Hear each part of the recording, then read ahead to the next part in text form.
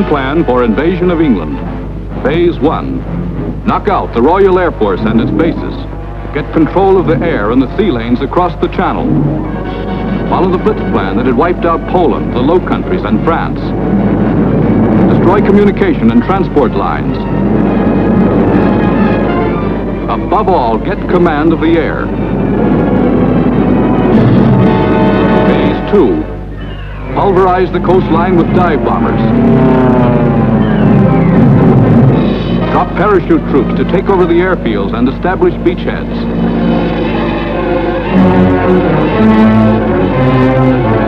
Phase 3. Actual invasion. Pour the German panzer divisions across in high-speed barges under an umbrella protecting fighter planes. Then send spearheads of armed might to divide, surround, destroy all opposition. That's all there was to it.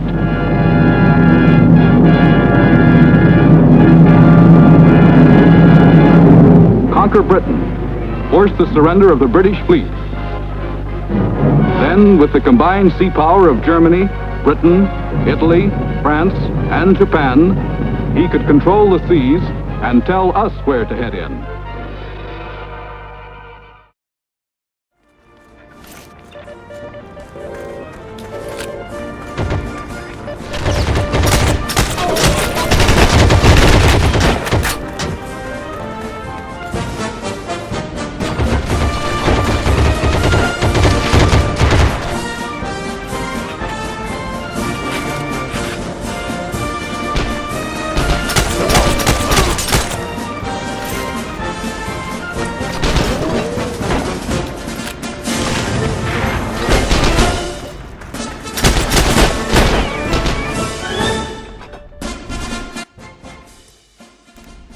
So, I've been playing Heroes and Generals.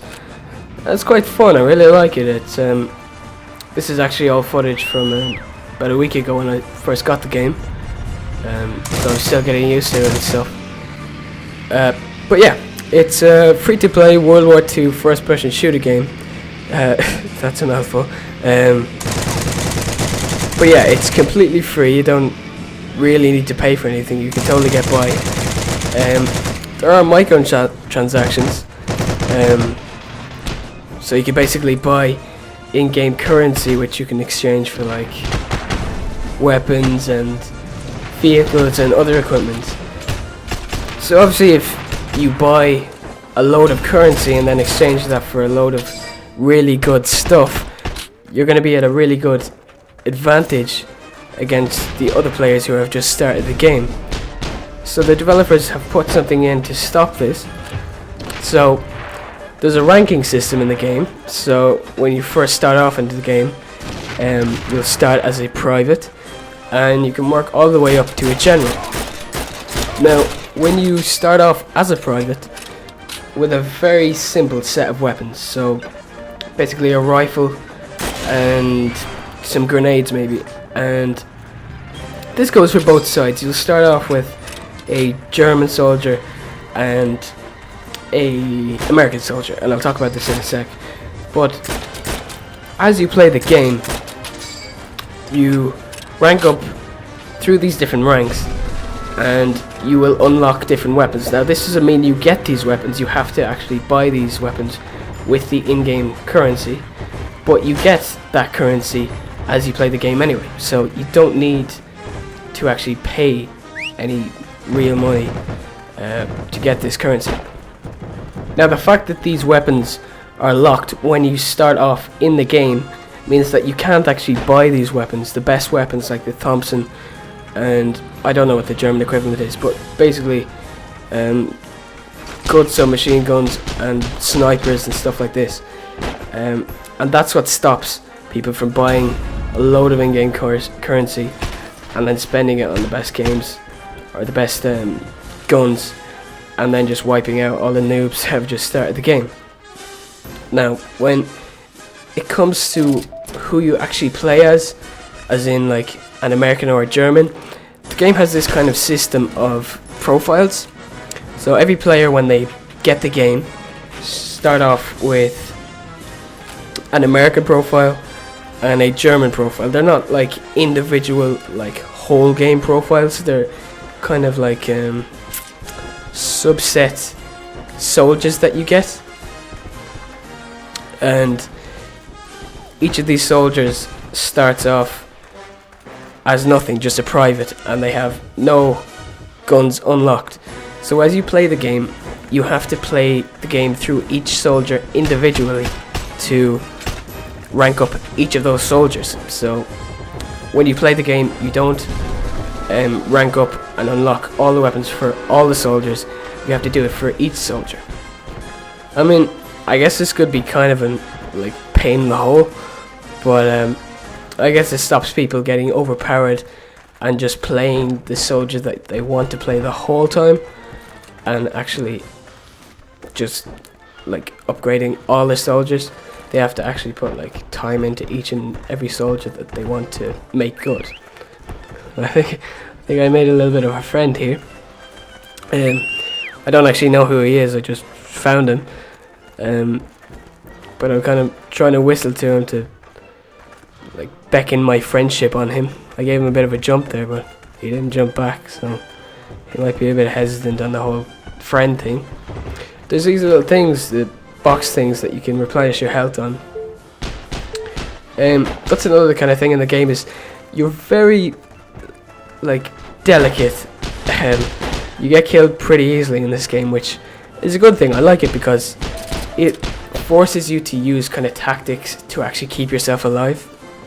Because if you think of like Battlefield or COD or whatever, while you can get killed pretty easily, you can usually take a few players with you as well pretty easily.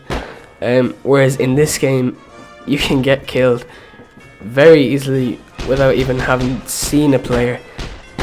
So you do have to put a lot of caution into keeping yourself alive, never mind even trying to kill other players.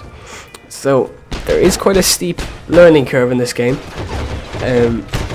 But once you've played it for a couple of hours, it does begin to get very fun.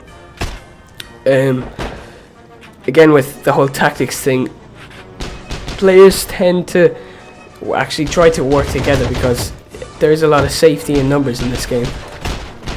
Ooh, that was a good shot. Now, like, in this game, if you do have cover and your enemies are out in the open, like these guys are, you can take on 3, 4, even 5 of them, as you can see. But like, if you get caught out in the open against like 3 or 4 guys, you're pretty much a goner, unless you're some kind of magician or something. You're a wizard, Harry. I don't know why I did that. I apologize.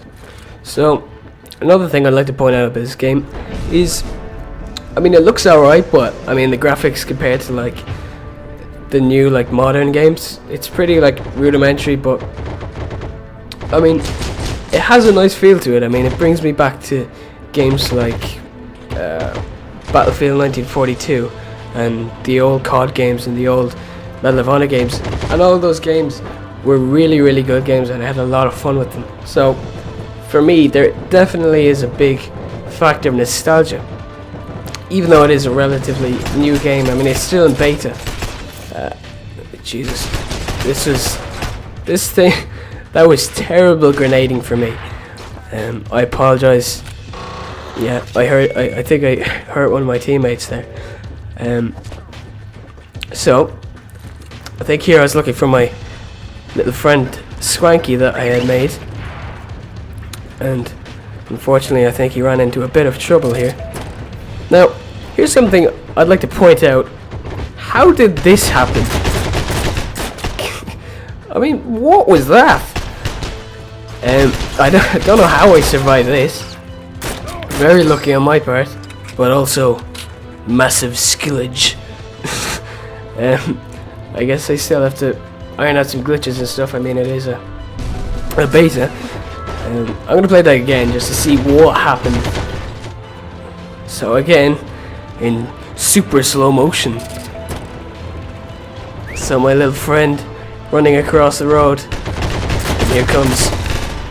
Whoa! Oh man, that's like some serious Transformer shit. Unfortunately, my friend didn't make it. The poor little bastard. Well, he will not be forgotten. Anyway, guys, thanks for watching. If you enjoyed this video, do subscribe, like and share and all that shit. Here's some more of my incredible grenading. Dead. Look at this shot. Look at the guy that killed me. Bam! That was a crazy headshot. Anyway, thank you for watching. We won anyway, and that's all that matters. See you in the next one.